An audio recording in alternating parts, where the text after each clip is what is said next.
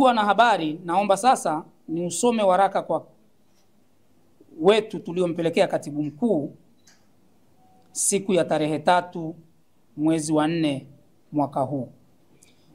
Ndugu wanahabari, madhumuni ya waraka: pamoja na kupokea wito wa kushiriki mkutano huo maalum, sisi wagombea ubunge wa mwaka 2020 na watiania wa mwaka 2025 tumeona kuna viashiria vya kutopewa au kutopata nafasi ya kutosha kusikilizwa katika mkutano huo maalum, na kwa hiyo tumeamua kukuandikia waraka huu kwa sababu zifuatazo.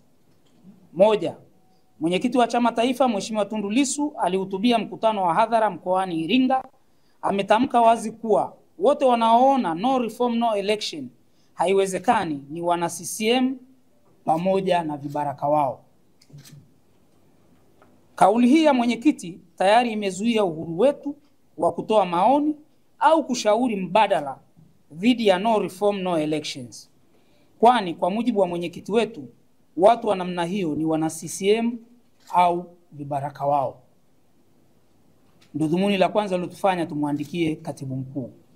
La pili, mjumbe wa kamati kuu na mwenyekiti wa kamati ya chama ya kuchangisha fedha Mheshimiwa Godbless Lema akihutubia mkutano jijini Arusha alinukuliwa akisema kwamba wote wanaotaka ubunge au udiwani bila reforms waondoke Chadema. Kauli ya Mheshimiwa Lema ya kufukuza watu wenye maoni mbadala ndani ya chama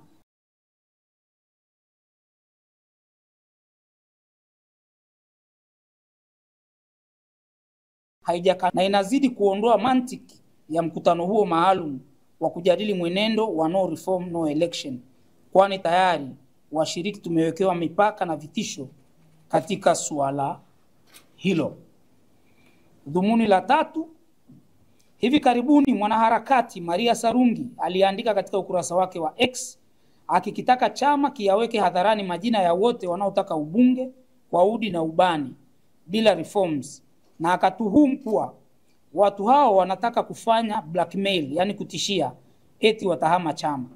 Pia Maria Sarungi, bila kujali mamlaka ya ofisi yako, ametaka ajulishwe ni nani amewaita watiania kwenye mkutano huo maalum, maana uongozi mzima upo field, na akataka chama kisiwahusishe watiania, do not engage them, bali waachwe waende CCM.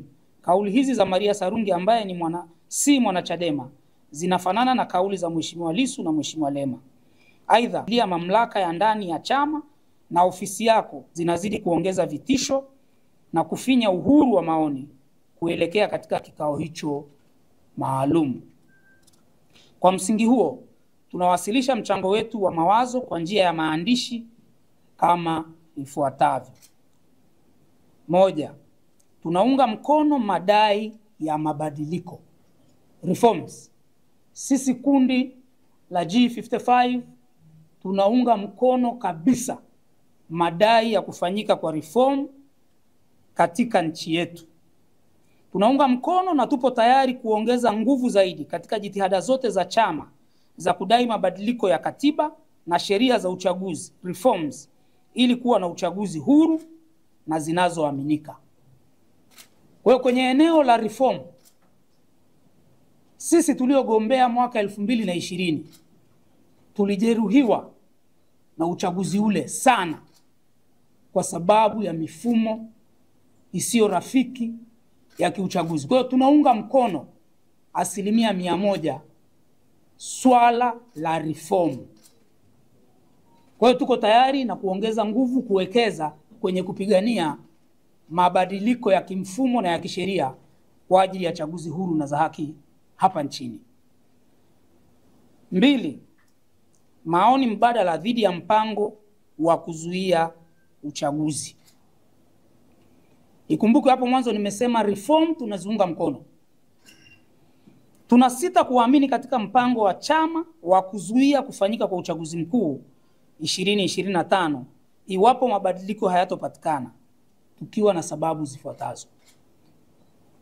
Kwa sisi kwenye no election, njia ambayo chama kimetumia tunaiona sio njia sahihi, na ndio maana tukachukua wajibu wetu kama wanachama wengine wanachama waandamizi kukishauri chama chetu kwamba njia ya no election walioamua kuitumia hatuoni kama itatufikisha kule tunakotaka kufika. Moja, tunaona kuwa haiwezekani kuzuia uchaguzi kwa kuwa nje ya uchaguzi. Kujaribu kuzuia uchaguzi huku ukiwa nje ya uchaguzi itakuwa ni sawa na kufanya jinai. Uwezekano pekee wa kuzuia uchaguzi ni kushiriki uchaguzi wenyewe kwa kuhakikisha tunaingiza wagombea katika uchaguzi. Ni rahisi kwa wagombea kuhamasisha na kuongoza wananchi kuzuia uchaguzi katika vituo mahususi vya uchaguzi, katika kata au majimbo yanayoelekea kufanyiwa hujuma, kuliko kujaribu kuzuia uchaguzi wote huku tukiwa nje kabisa ya uchaguzi wenyewe. Ndugu zangu, ukishakuwa nje ya uchaguzi mara tu baada ya bunge kuvunjwa, vyama vya siasa vitasitisha shughuli zote, tutaingia kwenye harakati za kiuchaguzi. Sasa kama haushiriki uchaguzi, unawezaje kuzuia huo uchaguzi?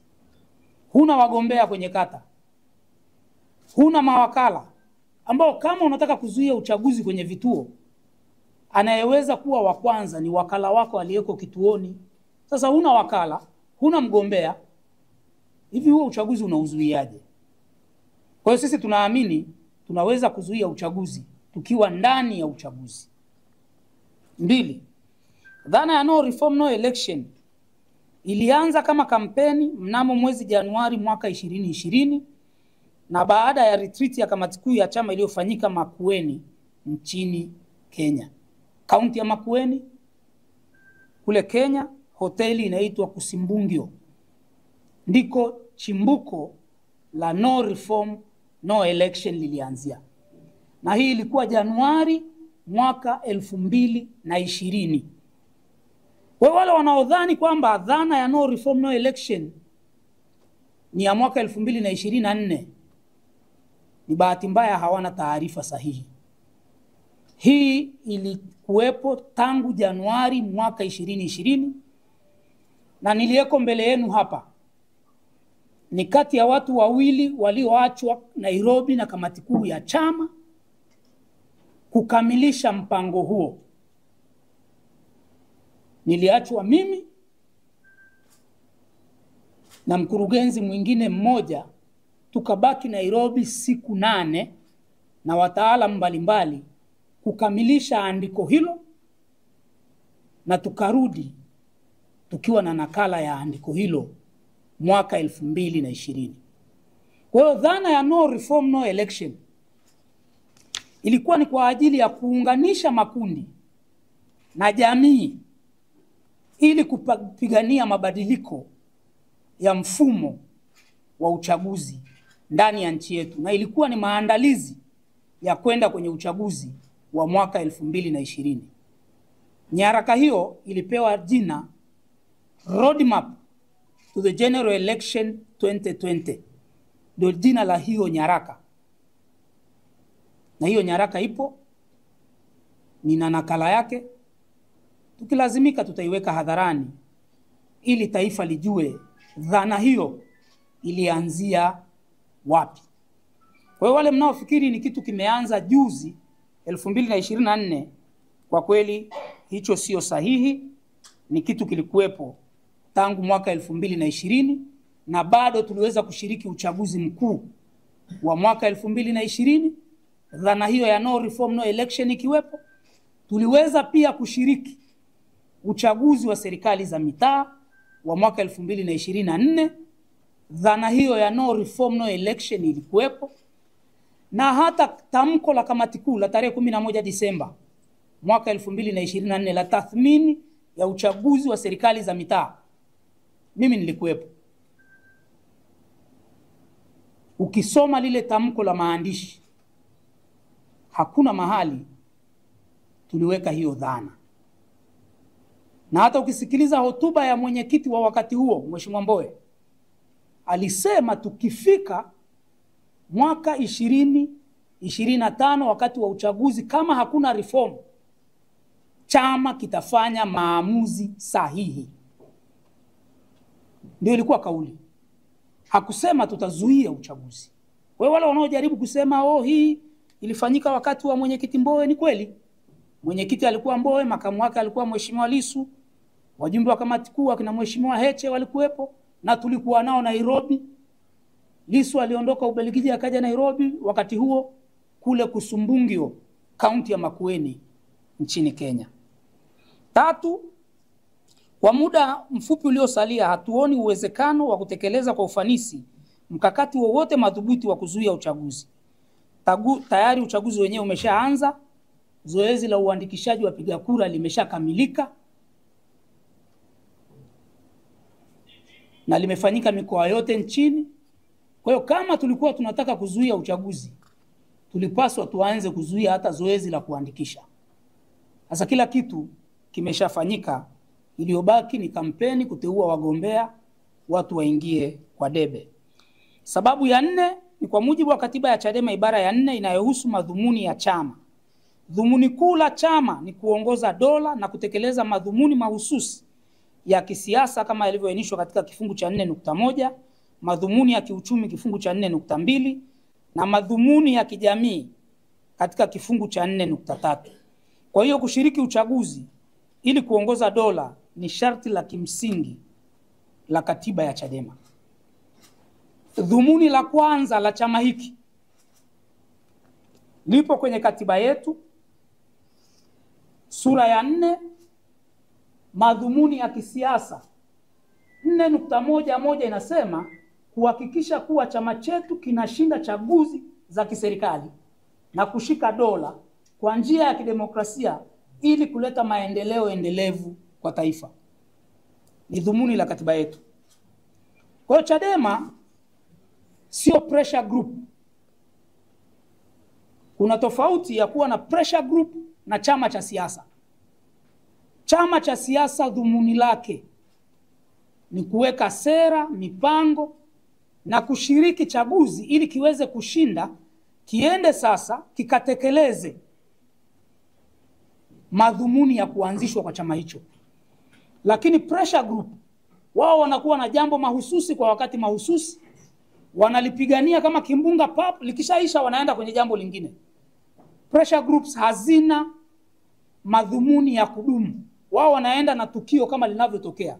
Lakini chama cha siasa kina malengo na madhumuni yake, na lengo kuu ni kushika dola. Kwa hiyo tumeshauri katibu mkuu kwamba chama chetu kirudi kwenye katiba yake, kiangalie madhumuni ya kuanzishwa kwa chama hiki. Je, tusiposhiriki uchaguzi tunaitekeleza vipi katiba yetu?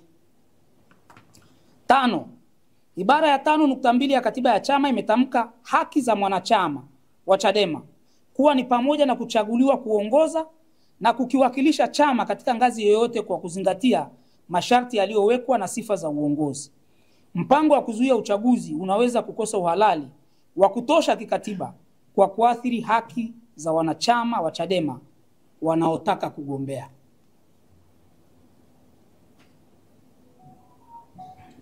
Hili kundi linawakilisha haki za wanachama wa Chadema wanaotaka kugombea. Katiba yetu ibara ya 5.2.2 imetoa hiyo haki kwa wanachama. Sasa tumemshauri katibu mkuu, pamoja na kupigania reforms, lakini kusema hatushiriki uchaguzi, wakumbuke pia wana infringe, wananyima haki wanachama wake ambao wanaona kushiriki uchaguzi ni sahihi. 6, ukiondoa chama chetu, mpaka sasa hakuna chama kingine hata kimoja cha siasa kinachounga mkono mpango wa kuzuia uchaguzi ikiwa reform hazitopatikana. Kinyume chake, kuna chama kimoja tu cha upinzani ambacho kinapigania reform, lakini huku kikiendelea kujipanga kushiriki uchaguzi. Vyama vingine, hususan vile vya kawaida ya kutumika, vimeendelea kutangaza nia yao ya kushiriki uchaguzi. Ndugu zangu, wakati dhana ya no reform no election ikiwa ni kuunganisha makundi na vyama vya siasa, viongozi wetu hatujaona wakifanya hiyo jitihada, au wamefanya imeshindikana. Hatuungwi mkono na vyama vingine, tumebaki wenyewe. Sasa hatuoni mantiki ya kutokushiriki uchaguzi, wakati wengine wataenda kwenye uchaguzi, watahalalisha huo uchaguzi. Madhara ya kutokushiriki ni makubwa kuliko faida. 7. Viongozi wa dini na madhehebu yenye waumini wengi hapa nchini tayari wamehimiza na wanaendelea kuelimisha na kuhamasisha waumini wao kwenda kujiandikisha kwenye daftari la mpiga kura kwa ajili ya kushiriki uchaguzi. Hali hii inaashiria kuwa ni ama chama chetu kimechelewa au tayari kimekwama kupata uungwaji mkono wa wadau muhimu katika mpango wa kuepuka uchaguzi usio na reform. Tumeshuhudia viongozi wa dini wanakubaliana kama ambavyo na sisi tunakubaliana dhana ya reform. Tulisikiliza juzi wakati wa sherehe za Idi, Mufti alisema serikali, angalieni, sikilizeni kuhusu reforms. Kanisa Katoliki limekuwa likiendelea kusema kuhusu reforms. CCT wamekuwa wakisisitiza kuhusu reforms, lakini hakuna mmoja aliyejitokeza na kuhamasisha waumini wake wazuie uchaguzi. Sasa tunajiuliza, kama chama chetu kikiendelea na msimamo huo, tutabaki na nani? Maana wanachama wetu ndio waumini wa dini hizo, wanawasikiliza viongozi wao wa dini. Sasa hili ni kama wake up call kwetu, na ndio maana tumemshauri katibu mkuu, dhana ya kuzuia uchaguzi inaweza ikawa inapingwa kimya kimya na makundi makubwa katika jamii. Hawasemi, lakini kama wanahamasisha reform lakini hawawaambii waumini wao nendeni mkazuia uchaguzi, maana yake hawajakubaliana na sisi au hawajaridhishwa na ushawishi wetu kwenye eneo hilo. Sababu ya 8, uchunguzi na uchambuzi wetu umeonyesha kuwa wadau wengi wa demokrasia wanaunga mkono madai yetu ya reform, lakini wanasita kuunga mkono mpango kamili wa chama chetu wa kuzuia uchaguzi iwapo reform hazitapatikana, kwani hali hiyo inatafsiriwa kuwa ni karibu sawa na kufanya uasi au kuvunja katiba na sheria zilizopo licha ya ubaya wake. Kwa maneno mengine, msisitizo wa kuzuia uchaguzi unaathiri au kupunguza kasi ya uungwaji mkono katika madai ya msingi ya reform. Wako wadau wengi, asasi za kiraia, wanashindwa kuja mstari wa mbele kuungana nasi kudai reforms kwa sababu sisi tumeongeza kuzuia uchaguzi. Angalieni asasi za kiraia zilizokuwa zinapiga kelele sana kuhusu reform. Baada ya sisi kusema tutazuia uchaguzi, ni kama wameweka break, wamepoa, kwa sababu wanaona sasa hapa Chadema inataka kucross the line kuzuia uchaguzi. Tumeitahadharisha chama na katibu mkuu kwamba warudi nyuma, watafakari ni kwa nini wadau hao muhimu ambao tumekuwa nao miaka yote leo ni kama wamepiga break, wameingia ubaridi. Ni kwa sababu hawaamini kwenye kuzuia uchaguzi. 9, kushindwa kuzuia uchaguzi katika dakika za mwisho ikiwa jitihada za reform zitakwama, kuna maanisha kuwa chama hakitokuwa tena na muda wa kujiandaa na hivyo hakitashiriki kabisa uchaguzi huo.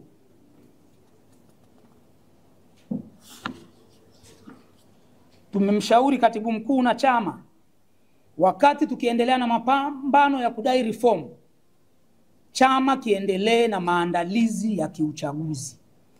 Maandalizi ya kiuchaguzi ni mengi.